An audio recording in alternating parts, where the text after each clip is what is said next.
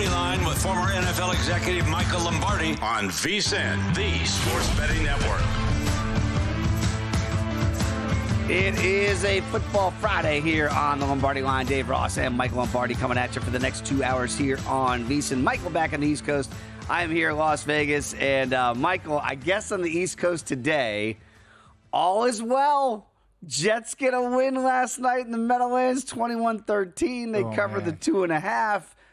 Is that the vibe today, Michael, that we're waking up to? That the Jets are back, baby? I don't know. I feel like when the Riddler used to ask Batman a question, what does a win look like a loss? That would be evidence right there. I mean, wow, what a bad game. I mean, Al Michaels wanted to go to Toscano's at about the middle of the first quarter. He's like, get me out of this game. You know, to me, it was an interesting game in the standpoint that I think what we talked about yesterday came true. You know, the Jets struggled to protect. Houston Texans struggled to protect. The left guard was a disaster again. Kenyon Green, they're going to have to remove him. They did last night. Again, they benched him. But I think what we saw last night was how good Stroud can be, and their ability to make field goals is the reason why they've won 6 games in spite of the bad offensive line. And last night they had a meltdown. They missed 2 field goals. One was 56-yarder. The 27-yarder was a complete shock to him to miss. But I think their margin of victory was so small going in, right? They had the blowout win against New England. They had the blowout loss against Minnesota, but every other game was 6 points or under in their wins. And I think their margin of error is so tight that when the kicker doesn't make his kicks, they lose their game. And then when Stroud's not able to get out of the pocket and make plays, you know, that offensive line shows up and becomes a real liability. And I think the question you have to ask yourself, is this team really a Super Bowl caliber team? And the answer is no. I mean, going into the game, David, they ranked 27th in offensive efficiency. Like last night wasn't just a game to where the Texans didn't play their best and it was a Thursday night. No, the numbers have been trending in the wrong direction for Houston. As we mentioned yesterday all the time, they were 28th in sacks allowed, 28th in penalties, 27th on first down efficiency, 29th in throws over 20 yards. But, they still had a chance to win the game because the Jets, frankly, aren't there, or have the same issues with their team. So, look, I think to me, leaving there, if knowing Nick Caserio as well as I do, he's going to try to make a trade.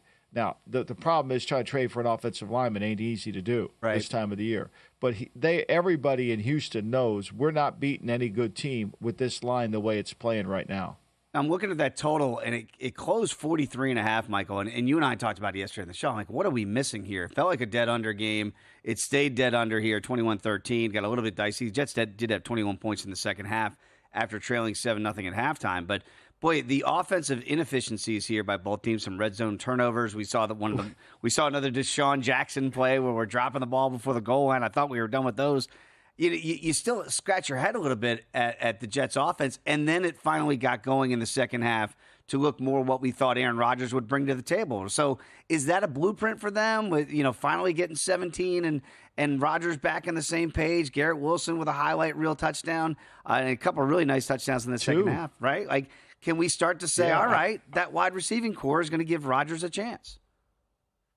Well, I'm not sure of that. Corley, again, had the dumbest play in the history of football, right? I think if you have that play, if you make that play, you should be suspended for 4 games. I mean, you should not play for 4 games. You can get your paycheck, you can practice, but I'm not putting you on the field for a month. Like, there's no chance I'm doing that. You want to be that dumb and you want to cost your team. Look, all the underbettors just rejoice in Corley's decision to drop the ball before he got. Like, what is the motivation for dropping the ball before you get in the end zone? Like, seriously, why don't you, like Barry Sanders said, act like you've been here before. Spike it. I don't care what you do, but can we cross the line? Like, do we have to give it away that early? How stupid is that, really? I mean, I don't know how you put a guy back on the field when you're that selfish and that stupid. I don't know. But, look, to me, the Garrett Wilson, the first touchdown, that one-handed catch, I mean, that could have been a pick. Yeah. I mean, really, Petrie, I thought he had a chance to make a play on that football. That could have been a pick. And then I still didn't see it as a touchdown. I know they called it a touchdown. They reversed it. Yep. They said his shin got down. I mean, I didn't see it that way, but God bless them for doing it. Look, it went that way, and they made the plays that they had to make. I mean, Rodgers, I didn't think was good. He can't move. There was a ton of pressure on him, too. So, look, it was interesting. I really thought Bobby Slovic he was running they could run the ball a little bit. I don't know why he became preoccupied with trying to throw this thing as much as he did, knowing that he couldn't protect it all. Yeah, you're right, because Mixon went over the century mark, 106 yards, that touchdown in the first half, 24 carries. They did have a semblance of a running game going. And the Corley play, Michael, I'm so glad that you laid it out the way you did, because, if you go on social media, you're going to see I feel bad for the guy. I'm like, is this the first day he ever played football? I don't feel bad. I don't either. I don't at all. I don't feel bad. I feel bad for his teammates. Yes. Why you feel bad for him? I feel bad for his teammates. I mean, come on, give me a break. We're going to feel sorry for him. Oh, let's take him to Dairy Queen, too, and make sure he gets an extra sundae for being an idiot, right? Like, seriously, are you kidding me? Feel sorry for him? It's unreal. It's not that complicated, no, right? It's not that hard. It's not that complicated. But that's where we are these days, and I thought, wow, I would feel bad for the other 52 that you just give up 7 points. For what? Style points? I don't know what the point is, what the attraction to doing that continually still is today. And I'm with you. I mean, we're at the highest level of professional football here. You've been doing this your whole life to get to this point. This isn't the first touchdown you've ever scored. How in the world this is even in your mind to drop the football, I have no idea. But one day, that can cost you. We all remember Deshaun Jackson, and I hope people would learn that lesson today from it. Let's hear from Aaron Rodgers, though, Michael, because I want to see if he really thought that if they didn't turn things around in the second half, was the season, in fact, on the brink? Yeah, it was kind of season on the line there in the second half. Obviously, we wouldn't have been mathematically eliminated, but mentally, to go to 2-7 would have been real tough. Hopefully, it's gives us confidence so that we can beat anybody, because we feel like we could. The way we played on offense in the second half is the way we've been kind of waiting for this offense to wake up. And I know, obviously, I was, close to perfection as I needed to be. But that's a standard I need to play at. Yeah, I think to me that if anybody thinks the Jets have turned the corner based on that second half, you might want to think again, right? I think to me, the Jets are going to really have issues in every single game going forward. I don't see how this is going to change them at all. I don't look at them as a playoff team. That offensive line is not good enough to me, and I don't think Rodgers is good enough. Look, they're going to have to go out to Arizona next week. Do you think they're going to be, I don't think they'll be favorites in that game. Then they come home and play Indianapolis before the bye week. So, look, one thing about the Jets, I don't think you can look at the schedule and start counting wins. They're not that good. They really aren't. And you can run the football. You can throw the football on them. There's no question about that. I mean, you can run the ball on them. There's no question about that. And their offense is, to me, is predicated and held together by that offensive line, which isn't very good. So, and look, let's face it. I don't think Rodgers is lighting it up either. I mean, you could see it for the first pass of the game. I mean, he's got a guy wide open, and he throws it out of bounds. I mean, you never saw that before out of Aaron Rodgers. Yeah, I'm with you. And, I'm hearing that from Rodgers, and I get it. He's trying to put the positive spin on it, right? Like, we feel like we can beat anybody. That's the second half is the level of perfection that I need to achieve and the offense needs to achieve. And I'm like, where has that been? So it's nice to see it for a half. It is. That's great. But can you really expect that second half of offense to translate now for the rest of the year? Because when you're 3-6, your margin for error is so limited, right? Like, can they really think that this is going to be the bloom and blossom this offense for the rest of the way we saw it in the second half? I don't see how you could actually go there, David. I really don't. I mean, to me, the thing is, you're going to take the weekend off. It isn't like, Tyron Smith isn't going to get any better as the season gets older, and he starts to really, whatever play he has now is only going to go down. Right. And I think same thing with Morgan Moses. Look, I think Garrett Wilson's dynamic. There's no question about that. But, they'll get Vera Tucker back at right guard, which I think will certainly help them. But I think at the end of the day, this is a real issue for their team.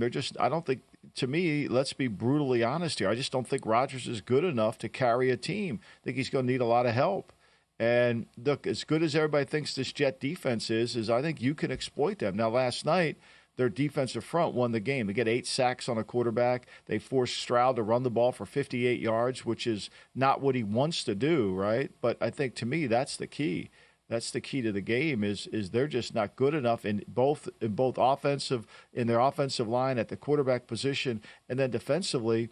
I think if they would have run the ball a little bit more, you might have been able to control the pace of the game. Look, if Fairbairn makes the kicks that he typically makes, this might game shift to a lot of the games that Houston has won. Remember, we said yesterday, 27 points have come from 50-yard field goals.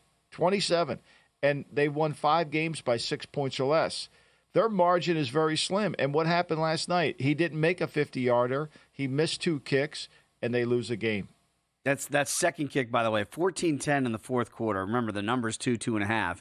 And he makes the first kick, 43-yarder. You get the roughing on the snapper, so it's a 15-yard penalty. They take the points off the board, move it forward, can't get in, then they have to kick the chippy, and he boinks that one off the goalpost. And you're thinking, oh, my goodness. Like, if you took Houston +2 and you had it at 14-13, and you just thought, oh, the dreaded taking the points off the board, here we go. But the Jets ended up making a touchdown anyway to make it 21-10. Late field goal here by the Texans to make it an 8-point game. By the way, we're going to go to Thomas Borgata coming up later on this hour right there in your neck of the woods. I'll be very curious to see how he fared last night, how the books fared, and if the Jets backers, if they're backing the Jets with their money going forward. That'll be interesting. And Tim Murray's going to join us in hour number 2, Michael. So we got a lot of college football to set the table for today as well. So we got a lot to get to here on the Football Friday edition here of the Lombardi Line. Don't go anywhere. Just getting it started here on VSiN, the Sports Betting Network.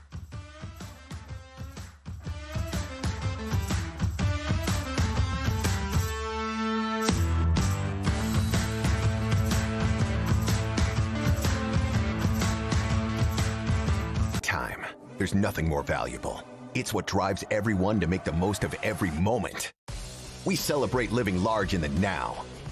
In a city where time disappears, we create experiences that electrify the soul and memories that will last forever. We go big, we go all night, and here, everyone is invited. So get loose and get loud. This is Circa. You'll have the time of your life.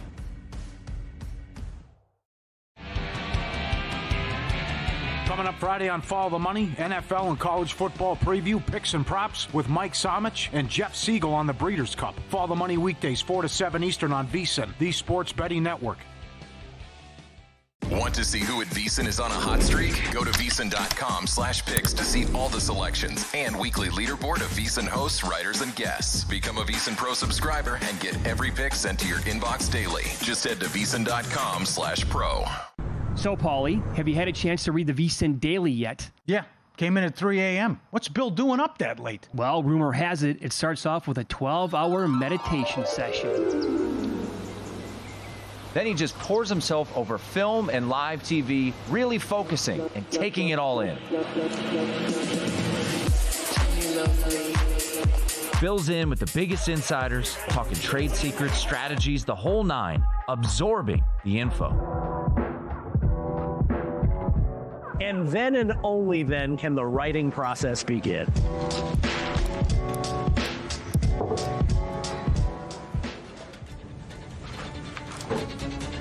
In Las Vegas, Bill's late night becomes your early morning. Wake up to the very latest betting insights in your inbox with the VSiN Daily. Sign up for free at vsin.com/newsletter.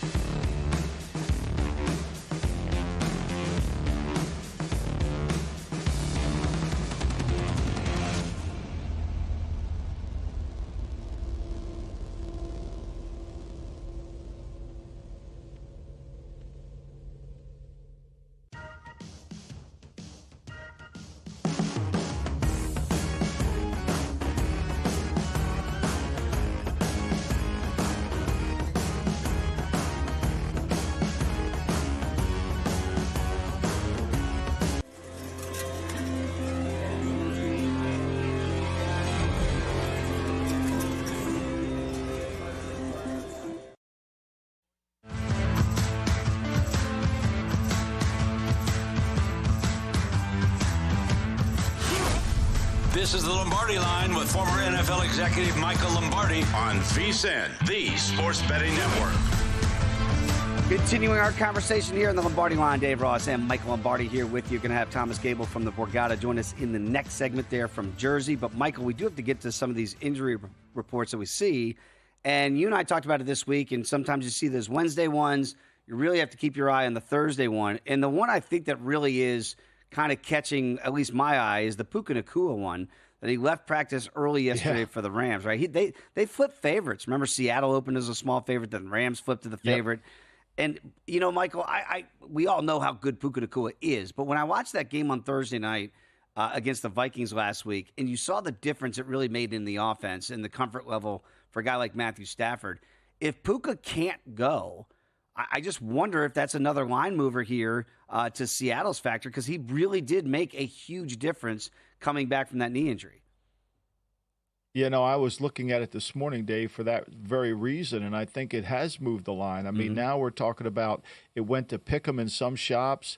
I think when you look at some of the offshore books, it's really at Pick'em, and sometimes the Rams are now back to getting a point. I think he moved the line. Here we have it here on DraftKings. It's a Pick'em here, which makes sense. He does. Look, one of the things Puka does is, you know, he gives them another blocker in the run game because he's big and physical. And then he is the guy that they need to get the ball to. Cooper Kupp isn't the same receiver based on all the injuries. He's still an effective player. I'm not saying that. I had a huge debate last Friday from Mad Dog, who was remembering when Cooper Kupp was this elite receiver as if he still is now. You know, he's a good player now. He's just not the same level he was in 21 when he had that great run of a season. His numbers have trended downward, but he's still effective and he still can do things. My point being is that Puka is really the driver of this offense now in the run game, and they need to run the football, which you can on Seattle, one of the worst run defenses in the league, which hasn't improved with Mike McDonald going in there. I thought it would, but it hasn't. And, you know, they've got to be able to find a way to get pressure on Stafford. If they run the ball, the Rams, this is when the Rams offense is really good. Yeah, that's a significant moves there in those numbers down to pick them, as you're seeing here on your screen, against Seattle here. And another one, DK Metcalf, did not practice again. I don't think we're anticipating that he's going to be able to play here again for Seattle.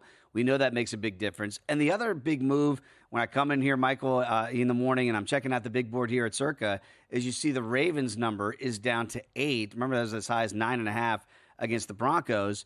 And that's because Lamar Jackson did not practice yesterday with that knee and that back. And, you know, I start going through the depth chart here and you go, wow, Josh Johnson's the backup here in Baltimore. What do you make of that? And how much do you push a guy like Lamar, who is playing at such a high level right now as the reigning defending MVP and on the short list possibly to do it 2 in a row? I don't think Lamar's not going to play. I think this is just strictly all rest. I think, you know, he ran a run around. I mean, he escaped some of the rushes last week. I think that game took a toll on him. I'd be surprised if he wasn't out there today. You know, and I think, to me, one thing about this Raven team, you know, they're going to run the same stuff they run every week. I'm sure he feels very comfortable in doing it. But I think today would be the day I would get nervous. I think this line, look, the Broncos are a funny team. They're really good defensively. They're able to play. They can rush the passer. They're physical up front. You know, this offensive line for Baltimore's still been a work in progress. I think that's where the Broncos have an advantage, is they can handle that. Vance Joseph has done a really good job of coordinating this Bronco defense. I thought the 9 was a little too heavy. It got down to 8.5.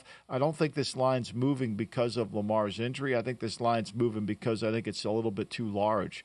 I think it's just too big of a line. Although, you know, I wrote today for VSiN Online, it's one of those lines where I don't want to take the 9 and I don't want to lay the 9. It's one of those, it's what I call my Hall & Oates plays. I have no interest. I can't go for this one. You know, it's just I can't do it, although I should. I just don't have enough guts to do it because I have this as like a 4.7 game in my lines, and, you know, it was at 9 at one time. You know, for the contest, David, you know, I always push the contest when I do the lines, I always put the contest numbers in my lines because I think what the book is telling you, what Circa's telling you when they put the Thursday lines out for the $1 million contest, is that's where they think the line will end up, right? That's where they think it will go to.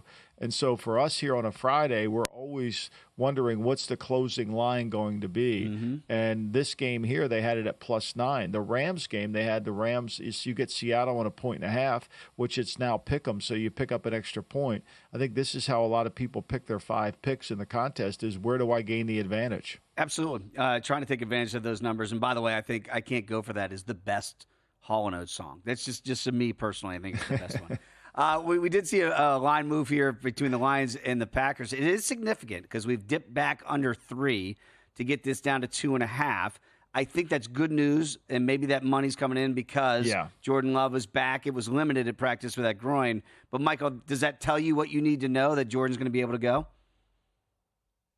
Yeah, I think it does. I mean, I think this line pushing back, I think there was a look in the contest, this line ended up being 3. Right, and so I think that's the right number for the line. The Packers are getting 3 at home. It's a good play. I think you're going to see a lot more Packer money come in, more, and it'll work this number down. Right now we're at 2.5, which I think is probably true. And I think most shops are at 3. You might be able to find a 3 and pay a tax on it, but I think there's no question. And look, I think this Ram line's going to keep going down. I think that's the other one. I think that we haven't seen it hit bottom. The other line that's moving quite a bit, and I don't think it's injury related, is there's a lot of people have faith in Cleveland. Yeah. I think there's a lot of sharp money coming in on Cleveland. That number has gone down against the Chargers. And really, when you break this game down, they match up really well against the Chargers. You can see statistically it's a game where you have to lean towards Cleveland because the Chargers offensively are not very good. They haven't been able to do much. I mean, they can run the football, but not great. You know, they kind of play ugly. Even though they have a great quarterback in Herbert, they struggle to really to have a great passing game because they're really limited in the skill positions in terms of making explosive plays. And we know Cleveland's really good. I think the only thing that would hesitate me in taking the Browns here is what Winston are we going to get? Are we going to get the Winston who protects the ball? Or are we going to get the Winston who turns it over? You're always running that risk here. Yeah. But I could see Cleveland being the team that upsets the Chargers this weekend. I think it's a hard game. Going to be raining, so we're going to have some weather in this game. And I think, you know, now it's one thing about the East Coast so far this weekend, we're going to have clear weather. I mean, and we're going to have warm weather. It's going to be 55, and it's supposed to have some precipitation. Bill Vinovich will be the official in the game. And, you know, I think to me that favors the road team because he's 70 and 99 against the spread for the home team. You know, I'm sitting there watching this Saints number climb up. It's still at 7 now. I remember it was about 4.5, 5, and then just jumped up with the news that Derek Carr was going to be back this week. He was limited in practice yesterday with that oblique. And then you look at the Saints, they've lost 6 in a row. I mean, Michael, do you remember after weeks 1 and 2, and I know what they did to my Cowboys down there in Big D, and I think they just scored again. Like, is it all Derek Carr? Like, was that all Derek Carr in the first 2 weeks? And then without him, their offense just couldn't function? Well, no, look, they lost some offensive linemen, right? I mean, the Saints have lost 6 in a row, okay? They are the 6th team in NFL history to accomplish the goal of winning the first 2 and then losing 6 in a row. The last team, David, this will jar your memory a little bit, the last team to do exactly what the Saints have done are the Cowboys in 2015. Oh. Now, those 5 teams prior to this team had 6 wins or less, which doesn't bode well for the Saints. I wrote about this for today. No matter how badly the Saints have played in recent weeks, the fact that they're a 7-point favorite against a team on the road tells you how bad the Panthers are, right? They're god-awful. And, you know, which is why a bad team is a 7-point favorite. This has nothing to do with Carr coming back. This has everything to do with that Carolina is just really bad, really bad. Yeah, I tend to agree with you, and that's why that number has moved up to 7. By the way, had dinner last night. Lou Finicaro's in town, Michael. Sends his regards, and he says he's listening to us last night, and he says, no, you guys are dead on in this under in this Jets game on Thursday night. We saw the number keep ticking up, and he texted me because, no, you and Michael are right on it. And it closed 43.5 last night, by the way, and I still couldn't believe it closed that high. And I was like, Lou, why are you in town? He says he's in town, Michael, for the Breeders' Cup. And so, look, if you're betting the Breeders' Cup like Lou is, we got you covered here at VSiN. It's packed with insights. It's a new betting guide. It's got everything you need from our top experts here with the 6-race preview. The guide is not going to give you anything that you don't need to know to help you cash some tickets at that window. So if you're serious about cashing in the Breeders' Cup this weekend, you got to be a VSiN Pro subscriber to get this guide. Join now for $120. You're going to get full access of it all the way through May 1st. So sign up today at VSiN.com/subscribe. And Michael, I said to Lou, I got no shot at cashing. Looked like you had fun last night. Where were you guys? I saw the picture online. Where were you guys? Don Domico's here in town. Had some great pizza. Met some great people that have been around the block and some of the sharpest minds. Hopefully, Crack pick up the tab. Did Crack Bill pick was up there. the tab? It was. Lou picked up everything. Uncle Lou did everything, and it was just a great conversation with some of the sharpest minds. I was honored to be invited to that table, Michael. You know how that goes. You're like, wow, you guys are calling me. I am honored to be there. So it was great to catch up with Lou and the boys last night and had a really good time. And yes, your name was brought up quite often, Michael. When we come back here, much more football to get, and we're going to go out to Thomas Gable at the Borgata. That's going to be a lot of fun next here on the Lombardi Line.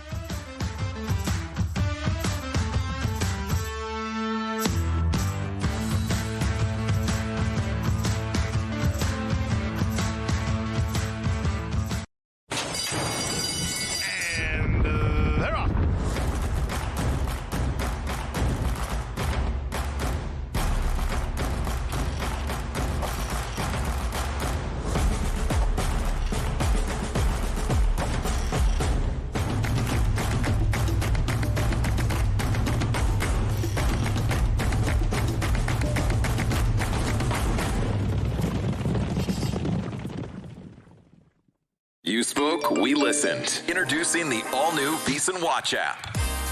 Now, you can watch and listen to VSiN expert analysis live wherever you are. Missed a show? No problem. Catch replays of VSiN's full lineup at any time. View highlights sorted by sport. Or use the search feature to find specific teams and topics you're looking for. And the best part? It's free for a limited time. Download the VSiN Watch app today.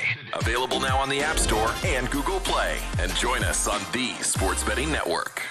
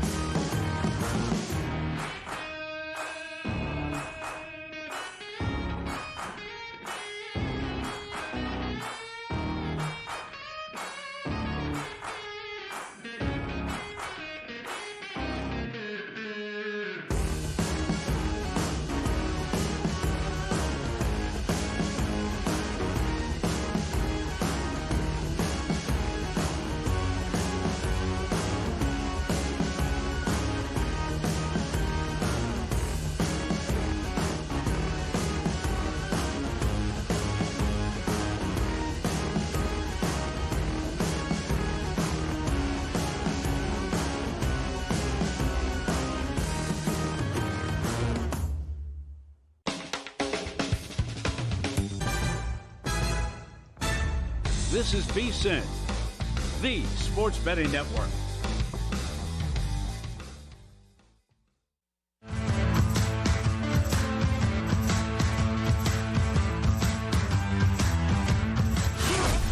This is the Lombardi Line with former NFL executive Michael Lombardi on VSiN, the sports betting network. We are back on the Lombardi Line. Dave Ross and Michael Lombardi here with you. And Michael, with the return of the Lombardi Line, you have made a lot of people happy because now we get to go back out to the Borgata and catch up with Thomas Gable. You can follow Thomas on X, as I do, at T Gable Sports. Does a great job there, obviously, as the sportsbook director. Joins us now on the Progressive Guest Line. Thomas, welcome back to the Lombardi Line. It is always good to catch up with you. Michael and I were talking about it. We got to know from you at the book, was everybody betting the Jets last night and cashing those tickets, laying the 2.5? Yeah, good morning, guys. And they were here. It was not a great result for us. The Jets were bet up to 2.5-point favorites at post. So, yeah, I mean, I made the game one with the injuries that the Texans were facing going into that game. And obviously the market, bet that up from there. And not a great result. They were betting the Jets in play as well as pregame. So, yeah, tough result for us. But I don't know as far as this team going forward, really how you view this team. I mean, obviously the Texans were not at full strength last night. Nice win for the Jets, and they do have some doable games. They have some winnable games coming up, but I don't know if the Jets fans believe that like they're going to be Joe Burrow and just suddenly reel off the wins the rest of the way out, and they're going to cruise into the playoffs. I just don't see that happening. I keep hearing from people who have Jets season win total over 9.5 that they're still alive and they still have hope. But I don't know. I mean, it's just one good half of football there in the second half. Which, listen, this game was not a well played game at all last night. I don't know how much optimism you can truly have around this team. Rodgers is clearly not the Aaron Rodgers of old. And, while they have some nice pieces on paper and they do have some talent, it's a little confounding here outside of Rodgers. But I don't know. I don't see this team really, unless you can reel off another 4 or 5 in a row here, how you can even begin to have the conversation of the Jets competing still for the AFC. Yeah, I don't see how they are one of the 7 teams. I mean, at the end of the day, it took a lot from Houston, which didn't behave in their normal manner. Houston usually makes field goals, which is why they've won 6 games, and they usually win close games. So they find a way to make plays at the end, and they just couldn't do it today. Let's spin this forward. We have Doug Peterson returning to the city of brotherly love in Philadelphia. He'll be standing next to the statue, he and Nick Folk. They could have a reunion, if we will. That line is at 7. It could go to 7. What's the action on this game? Are people betting the Eagles, or is this number staying at 7 and not moving in your shop? No, I'm at 7.5, Michael, and they are betting the Eagles. And I mean, listen, this is speaking about optimism. All of a sudden now there's a lot of optimism around the Philadelphia Eagles. Coming off of their bye week, they've had 3 straight wins here. A very contentious win there against Cleveland, where the fans really sort of turned on Sirianni and vice versa. And then they went to the Meadowlands, took care of business against the lowly Giants pretty easily, and then had a very nice win last week against Cincinnati, especially, again, played a great second half there against Cincinnati. So I think since the bye week has happened, what you've seen with Philadelphia, I think the secondary has played a lot better. They made some changes there, and, the adjustments Vic Fangio made, I think, are starting to pay dividends. Now, they haven't gone up against great lines. I'd still like to see them get a little bit more pressure up front there defensively. But on the offensive side of the ball, they also got healthy again. They got A.J. Brown back. They got Devontae Smith back. The the offensive line, I think, is playing at a high level. Jalen Hurts is getting a lot of time to throw and make decisions, which is key for him. And, so the offense is looking a little bit better here the last couple of weeks. And I think the other reason for optimism here around Philadelphia, if you look at the schedule for them, they have one of the easiest schedules here moving forward. Now, obviously, for the division, they're still competing with the Commanders. Commanders certainly right there after that Hail Mary. They continue to stay up there atop the NFC East, but they still have those games against the Commanders. They're probably going to end up deciding the division, but the Eagles, by and large, I think have a very, very easy schedule to close out the season here, and I just think that's one of the main reasons here for the optimism. They haven't played the greatest of opponents the last 3 weeks, because remember, Watson was still a quarterback for the Browns there, but I do remember. You can only play who's in front of you. And I think Philadelphia still has a shot. I just don't know, saying that this team, again, is on the level of a Detroit is a laughable statement, though, at this point. Thomas, you mentioned the Commanders. They're going to go on the road this week after that Hail Mary win against the Bears and go to the Meadowlands up there in your neck of the woods. This number's crept up 4.5, so I'm starting to see out there as well in favor of the road team here. Are people in that neck of the woods, is this a fade against the Giants? Or are they starting to really believe that this Commander team has some staying power? No, I think you've seen from bettors that they are starting to believe in the Commanders, and they're starting to believe in Daniels. They have been backing them with their wallets the last few weeks, and this one, again, I'm not surprised in the line movement in this one. Open 3.5 and now up to 4. And, again, we'll always take some Giants money just from Giants fans, very recreational money, but we're probably going to end up needing the Giants here to cover wherever this closes at. It certainly could go to 4.5 as well, but I think the Commanders is one of those teams that they have seems that they have proven themselves the bettors in at least the first 8 weeks of the season. TG, biggest game of the weekend, the Lions travel into Lambeau Field to play the Packers. We think Jordan Love's going to play. What kind of action are you getting on this game? Yeah, I mean, obviously that's the big thing that's hanging over this game is Jordan Love's status. And really what you saw was respected money come in at 3 and scoop up the 3 there and take it with the Packers in anticipation that Love could be able to go. And obviously you'd be getting a great number there, getting 3 at home with Love at quarterback. But, now down to 2.5. And again, Willis, while he has stepped in and played admirably, much better than I would have expected him to when Love has been absent, 2 completely different offenses when Love is in there. And a big game here for the division. I mean, listen, I know this game is being played in Green Bay, but Detroit, 2.5 at this point, with Love, I think is probably the right number if Love is going to go. And Detroit right now, they seem to be this juggernaut in the NFC. So this is going to be a great game to watch. And I just think that the Lions, though, they look so strong at this point. And what they did last week against the Titans with not really doing a whole heck of a lot on offense, it seemed, but they put up a ton of points. This is just one very, very dangerous team. I have them the highest power-rated team in the NFL by 2 points at this point. Thomas, I have about 90 seconds to go. I got to ask you, I know it's still a very dicey conversation in that neck of the woods about the Yankees going out in 5 in the World Series and my beloved Mets going out in 6 in the NLCS. How was the money on that? Did you guys need the Dodgers, ironically, because of I'm assuming there had to be a lot of Yankee money in that area? Yeah, game to game, we needed the Dodgers. Essentially every single game, we needed the Dodgers. And we kind of knew that going in. We were going to be winners going into the World Series. We're going to be winners in the future, both teams. The Dodgers were going to be the better result for us.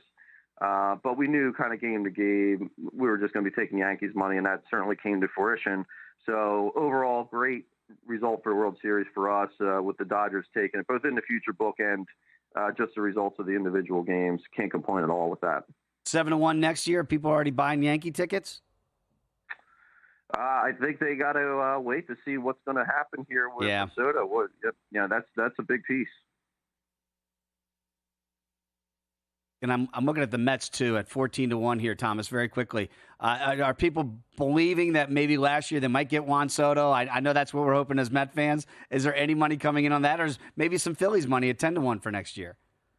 There's always Mets money, Dave. You guys love to bet your team in the futures market. I love taking it. It's a yearly thing here. He loves taking our money, Michael. It's the greatest. It's the gift that keeps on giving, TG. And you're going to get Philly money in there for sure. I mean, I was on Philly radio and they've already signed Juan Soto. He just doesn't know it yet. That's all. I thought he's going to New York. He's going to Philly. Thomas, great having you back in the program. I'm going to Philly. Thanks for joining us. Thanks, guys. Great stuff from Thomas Gable, as always. Come on back. We'll get back into the weekend slate of the NFL next here on the Lombardi Line. In the heart of downtown Las Vegas, a sports oasis awaits. Stadium Swim, the ultimate outdoor amphitheater, built for the ultimate sports fan, with a colossal screen that brings the game closer than ever. Reserve a daybed, private cabana, or lounge in the center of it all. 6 pools to dive into as the game heats up. And the best part, there's never an off-season. Open 365 days a year. Stadium Swim, it's always spectator season. Join us on a numbers game where Gil Alexander takes you on an informative and entertaining ride, focusing on the numbers that fuel today's bettors. The Pittsburgh defense is amazing. I'm not doubting that. You think it's impressive, but you don't get how impressive it is. Okay, Mr. Football, we get it. Why do we bet baseball and tennis and other things? Because this league is mashugana. He sets the table as the money comes in each day, helping you become a sharper bettor. Catch a numbers game weekdays at 10 a.m. Eastern, only on VSiN, the sports betting network.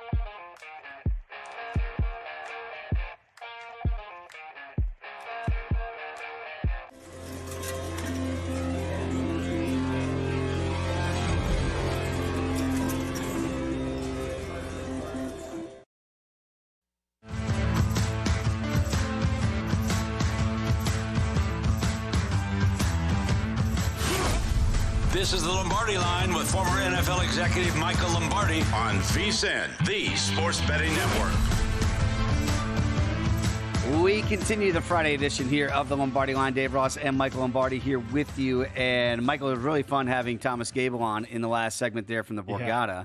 And, you know this, and you're in that neck of the woods. You look at the Eagles now all of a sudden. I think people have a right to get excited about what they've seen here in this 3-game win streak. So I've got to ask you here on this Friday, do we have a different game or more of the same this week for the Eagles against the Jags? Because you look at what they did against the Bengals. 37 points scored, 397 total yards, pretty darn good. 24 first downs. We're keeping the ball, not giving it away, 0 turnovers, and no sacks. You got to lay 7.5, total of 45.5. Michael Lombardi, is it going to be a different game or more of the same? Well, they're going against a defense that ranks 29th in points allowed, 29th in yards. They can't turn the ball over. They're 30th in turnovers created. They're 29th in first downs allowed. I mean, could it set up any better for them? Oh, and by the way, they can't play the pass. I mean, they really struggle in the secondary. This defense has really been disappointing for them. They made the defensive coordinator change from Mike Caldwell to Ryan Nielsen, and Nielsen did a really good job in Atlanta, but I think this Jacksonville team has struggled, and they've struggled to rush the passer more than anything. I mean, they've got Travion Walker, who they took ahead of Aiden Hutchinson, and they've got Josh Allen over there on the side, and they can't really generate any turnovers from pressure. And then you can run the football, and then conversely, look, they just refuse to run the ball. I think they have one of the best young backs in the league in Tank Bigsby. He's been very impressive. He's got almost 500 yards rushing on the ground so far this year, but they just don't ever want to establish the run. They want to establish turnovers and throwing the football. And I think, to me, now without Christian Kirk in the game, they're going to lose him. What do? They play Parker Washington. Where do they go with that? I don't know if they're as talented at receiver as they need. Brian Thomas has been outstanding. This game sets up perfectly for Philly, because if they can double Brian Thomas, well, they take it out. They'll encourage Doug Peterson. They know Peterson well enough to know he's not going to call runs. And so they'll put the ball in Trevor Lawrence's hands, and there's a really good chance he could make some mistakes like he did last week. So it does. I think that, to me, when it gets to that 7.5 number, you always get worried about a backdoor cover right here, and you could lose it on that half point. I lean towards taking the Eagles here, but for me, I would say no play. I just think, to me, they played Green Bay well. They turned the ball over twice in the red zone, in Green Bay's red zone, actually, and which led to 14 points. So, you're counting on them to make mistakes. I think this is the do or dies moment for Jacksonville. If they lose this one, then Doug's fired, and they're going to start selling off assets like they did Cam Robinson. Yeah, with that Tuesday trade deadline coming up, if this goes south for the Jags at Lincoln Financial, then maybe we see more pieces traded. Very quickly, bigger picture, and does not give me any great joy to ask you this: is Kellen Moore growing up as a play caller? Are they getting better this year because Kellen Moore and Vic Fangio, obviously in the defense, as a Cowboy backer? I hope the answer is no, but it does seem like the last couple of weeks, they're not turning the football over, and you're getting the best out of Jalen Hurts. Well, I think, to me, what they've done is they really figured out, who they are as a football team, right? I think that's been the key. They've been able to come up with that. They've tried to, every game this year they've rushed for over 100 yards. They really have, and they've limited the amount of throws. I think they've kind of scaled back on what they want Jalen Hurts to do: throw the ball down the field, throw the over routes, play action pass, but they lead with the run game. I mean, they had 161 yards rushing last week. I mean, they beat the Giants. They only threw for 70 yards in that game. So I don't know if it's more as much as it is the fact that they've decided that after the bye week, this is who we are. This is what we have to do to win games. And it really worked last week against Cincinnati. They had 24 first downs. They were able to move the ball, and Hurts made great deep throws. I mean, to me, it's Hurts throwing short and throwing deep or running the ball. To me, that's when in 22, when they went to the Super Bowl, it was their run game. They had two backs that averaged over 5 yards a carry. Miles Sanders had 1,200 yards rushing for him. They were a run team with play action pass down the field. That's where they've gotten back to, David. Totally agree, and that worries me going forward as a Cowboy guy. Let's get to the Bills, and I'm going to ask you if this is a different game or more of the same, because I was told this summer that without Jordan Poyer and Micah Hyde, that this defense was going to collapse, and Sean McDermott will figure out what's going to happen there. Boy, they were really good in the Pacific Northwest last week. They only allowed 10 points on the road. How about 233 yards total? 201 of those, by the way, through the air, only 32 rushing. They forced a couple turnovers and only allowed one touchdown in the red zone. They're going to go up against the Dolphins. Tua is back, but it is up there in Orchard Park, laying the 6. High total of 49.5. More of the same or a different game here? Well, I think you're going to get more of the same. I mean, look, they're healthy. Bernard, the middle linebacker, is not going to play. I mean, he's still injured, but now they get Von Miller back coming off of it. And Von Miller's actually played better for them this year than he did last year, where he didn't even make a tackle coming off the ACL injury. And I think they really, to me, this is about understanding who you're playing against, right?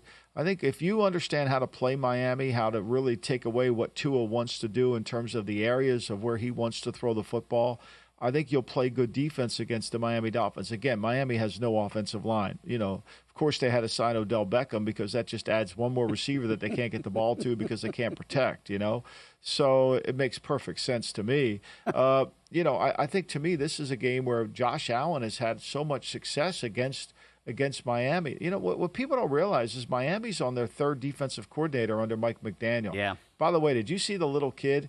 The little kid who came out, his costume was the Mike McDaniel costume for coaching. Was it was beautiful? Hilarious. Oh, it was. Did he have capri pants you gotta on? look at it on. I got to see that.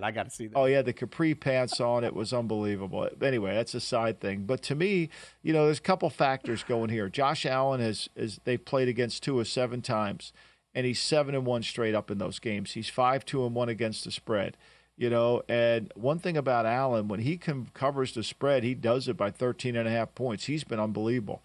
And they've scored 26, 32, 48, and 56 whenever they play Tua at home.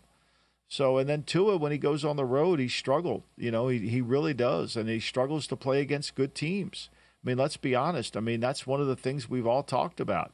He struggles against good teams. Now, fortunately, I know it's the 1st of November and the gales of November come early, but they're not coming early in this game because he's got, the weather's going to be, last time I checked, let me look here, the weather is going to be 58 degrees and no rain. So you got to, it's a perfect day for Miami, but is Miami good enough on defense? When you break Miami down defensively and you take it away, I mean, they're not very good at all. They can't turn the ball over, right? They have a hard time stopping anybody's run game. And then in the passing game, teams don't even try to throw. They're only at face so far this year. It's interesting. They're the number 2 team in the National Football League in facing passing attempts because teams have just been so easy to run the football on them. Right. And that's why you don't get a lot of passing attempts. But they're 19th in the league in yards per attempt. When you do throw it, you can throw it like they did, like the Cardinals did last week. Here's what I do know. Every man should know their limitations. I know I cannot wear capri pants. It's just not a good look.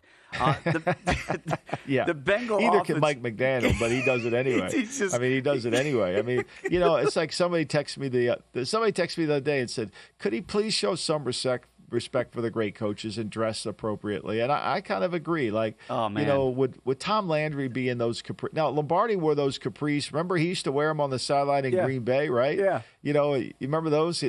I think I have a picture of him somewhere in my office of him. I love that, but like really, is this? He's a disc jockey. That's what I call him on the podcast, Dave. I call him a disc jockey. He's spinning records on the sidelines over there. So good. It's so good. Yeah, by the way, Tom Landry's going to forever be my end-all, be-all of head coaches. I'm not saying everybody's got to be like Tom with the hat and the fedora, but boy, did he look nice on the sidelines. It does not look pretty for this Bengal offense, Michael, so I got to ask you this week if it's going to be a different game or more of the same. Only 17 points against those Eagles last week. It couldn't get to 300 total yards, by the way. Can't run the football, 2.9 yards per rush here. You turn it over a couple times. Now you get the dysfunctional Raiders coming to the Natty. Cincinnati has not won at home yet this year, and the numbers come down to 7, total of 46.5. Is it going to be more of the same? And if it is more of the same, Michael, that's not good. Yeah, I mean, this is a game where, first of all, if the Raiders don't play well in this one, I think Antonio Pierce is one and done from everything I've been hearing around the league.